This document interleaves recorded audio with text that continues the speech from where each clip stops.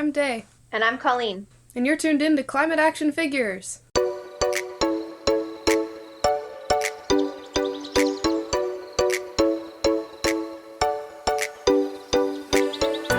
Well, hello and welcome to this week's edition of Climate Action Figures. My name is John Whiddon, and today you get to meet Day and Colleen.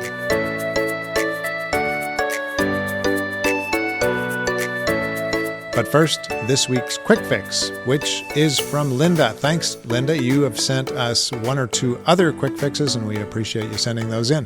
This time, Linda says, plant, bird, and butterfly-friendly shrubs and flowers in your yard and garden. Check out on the internet or at your local garden center which plants are suitable for your climate zone and useful for attracting hummingbirds and others. Milkweed is, for example, the only plant that monarch butterflies use to lay their eggs.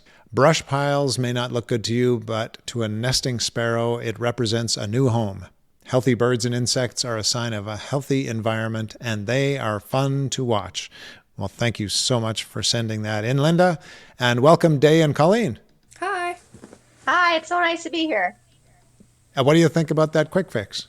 I think it's definitely very relevant to our project, and I love going walking, seeing birds and butterflies. I've been finding lots of ladybugs in my garden lately, hiding in our dead leaves.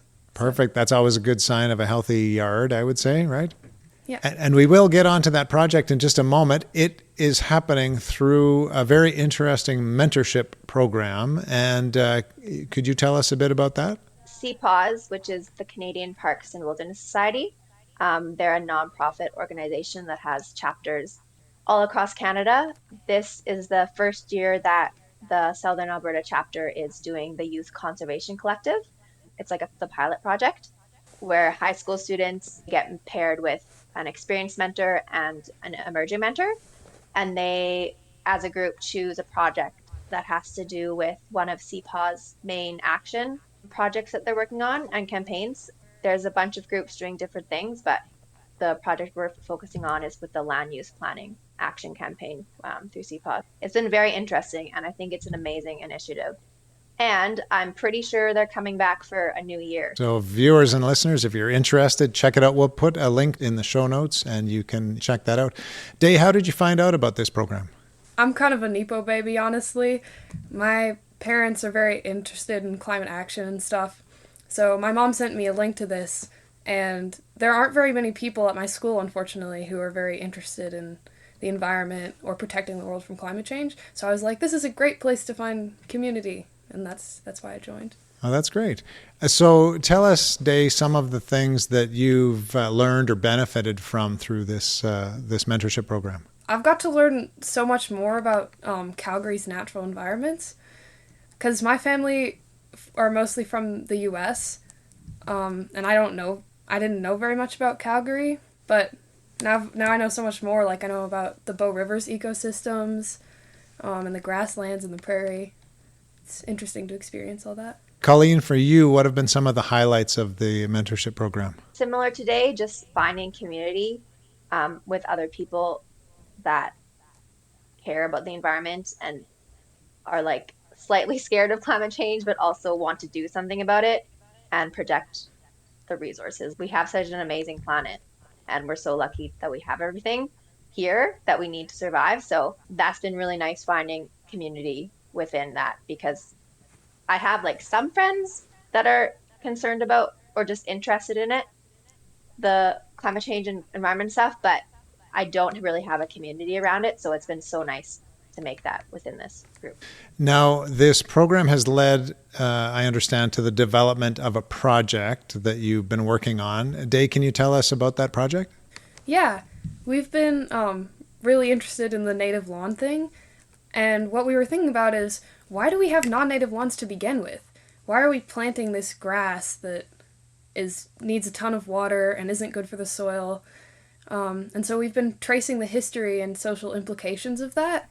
There's all kinds of things that tie it back to slave labor and like monarchy and stuff like that. And it's really interesting to learn about all that. And we're hosting a workshop to teach people about native lawn planting and the social implications of it. Now, before we go on, I have to ask you, what is the connection between slavery and lawns? When the colonizers came over from Europe to North America, it was considered like a sign of status if you didn't have to have food in your garden. You just had like green grass and whatever. But these gardens actually are not gardens. These lawns actually require a lot of care. And oftentimes the wealthy colonizers would enslave native people or bring over people from Africa to tend to their gardens and their households, which is obviously wrong. Wow, that's fascinating. And tell us some more about what you hope to teach people about lawns through this program you've set up. I think a lot of people they walk out the door, right, and then they walk past their lawn and they don't think about it. But I want people to think about all the natural aspects of their world and how they connect to human history and natural history. No wonder you thought this was the perfect quick fix today. It is. It was a great segue into the project that you've chosen. So in your project, you're going to teach people about lawns. Is there a downside to lawns? What exactly are you suggesting to people about lawns? Lawns are basically a waste of space and water. Did you know that in the summer in Calgary, people use exorbitant amounts of water just to water their lawns? And last year with the water line break in Calgary and all the limits on water for watering lawns, I think that was kind of a wake up call to people of how important conservation of water is. People want them to be green and perfect, and so a lot of pesticides and herbicides are used, and so those chemicals get into the soil and get into the groundwater and just continue the polluting cycle. They make it more difficult for soil to be renewed, and a lot of the times people bring in like non-native ornamental plants, and they're beautiful, don't get me wrong, but the insects and birds aren't adapted to those plants and bushes and everything. The insects don't have anything to eat. And also, during our event that's coming up on November 16th at the Giuffre Family Library, we have Kaylee Schmidt being our guest speaker, and she owns Seed to Sage, which is a landscaping company. She focuses on increasing inner city biodiversity. I worked with her a couple summers ago, and we literally got to remove people's lawns. Like, they obviously asked us to and paid us, but we were helping like take out lawns, and we would plant native plants and food bushes and trees and just create little native ecosystems. And it was so cool. And Kaylee is so knowledgeable. We're so lucky she's going to be in our event on the 16th. Great to have that expertise. Now, Day, if you had your own as much resources as you wanted to create whatever you wanted around your house, what would you do instead of a lawn? It depends how much land I had. If I had lots of land, I would have a forest or whatever ecosystem was there naturally. But considering that I live in a city and a lot of the listeners probably live in a city, I think an ideal space, if you have time, is like a garden, because that can save you money on food. And if you're using plants that are non-invasive, and maybe you have like garden beds, if you don't have a lot of time and you just want a regular looking lawn, since we're on kind of near the grasslands, you can find native grasses that don't need as much water that will also adapt to your lawn. Great suggestions. Now, you've got this message about lawns and what you might do instead of lawns. How do you intend to get this out to people? We've been running a social media page, and hopefully we continue to run that after the project deadline, but mainly we're hosting that workshop on the 16th, which is an educational project. We're hoping to get a lot of people involved and interested in planting their own gardens or native lawns. At the workshop, we're also planning on writing letters or postcards to politicians, because Jody Gondek, when she was mayor, started an initiative to replant a lot of Calgary's green spaces and make them more native, and we want that to be continued.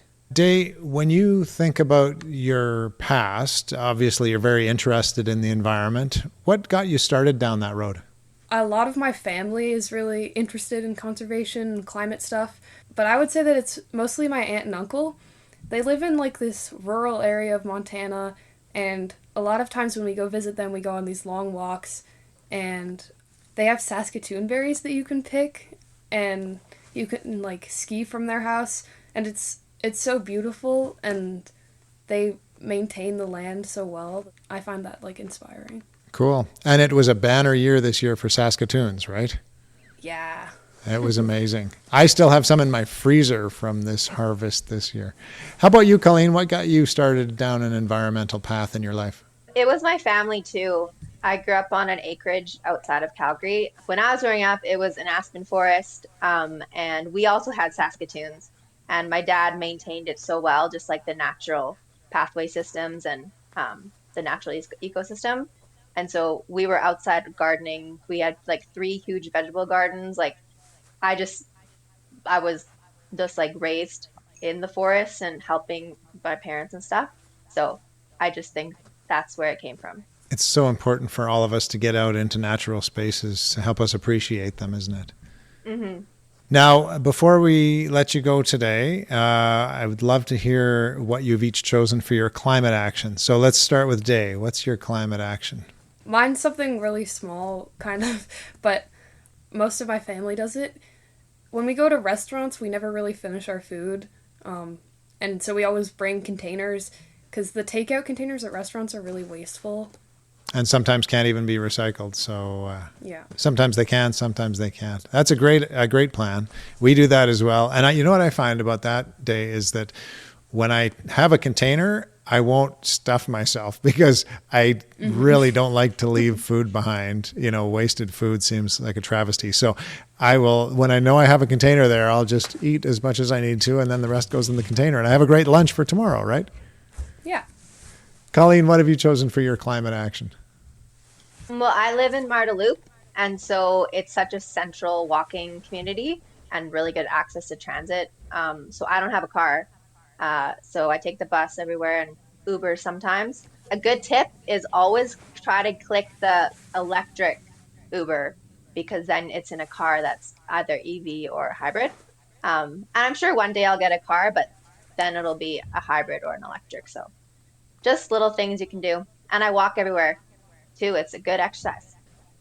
Healthy and a pro Uber tip. It's great to have tips for our Uber users out there. Day, last question for you. What gives you hope? This is kind of a funny answer, because a lot of people wouldn't consider this hopeful, but what gives me hope is cockroaches, because supposedly they've been around for a really long time. They've survived, I don't know, probably an ice age, maybe like meteor strikes, and so it makes me think that even if we totally wreck everything, life kind of finds a way, you know? On Earth, anyway. That is a very hopeful message. And Colleen, how about you? What gives you hope?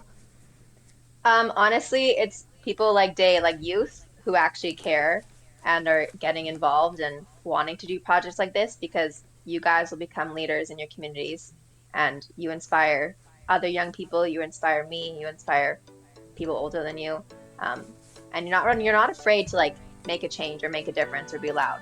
So you guys give me hope. Well, that is certainly something to be hopeful about. And thank you so much for being here, Colleen and Day, and all the best in your project.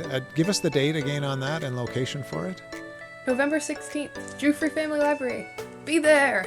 And that's in Calgary, right? Yes. Yeah, it's our Marda Loop on 14th Street and 32nd Ave.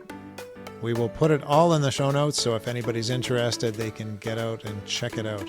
If you have enjoyed this episode today, to our viewers and listeners, please share it with someone you love or someone you just even mildly like.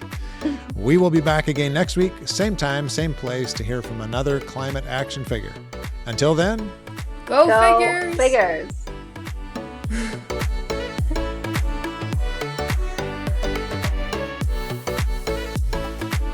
This has been Climate Action Figures. Our show is produced and hosted by John Whidden. Our creative consultant is Kayla McIntosh. Our theme song is Hawaii Vacation by Tavari. You can find us on Instagram, Facebook, and YouTube at Climate Action Figures. That's all one word. And if you have any other questions or comments that arose from this or any episode, feel free to reach out to us at climateactionfigures@gmail.com. And thank you for listening. We'll be back next week with another Climate Action Figure.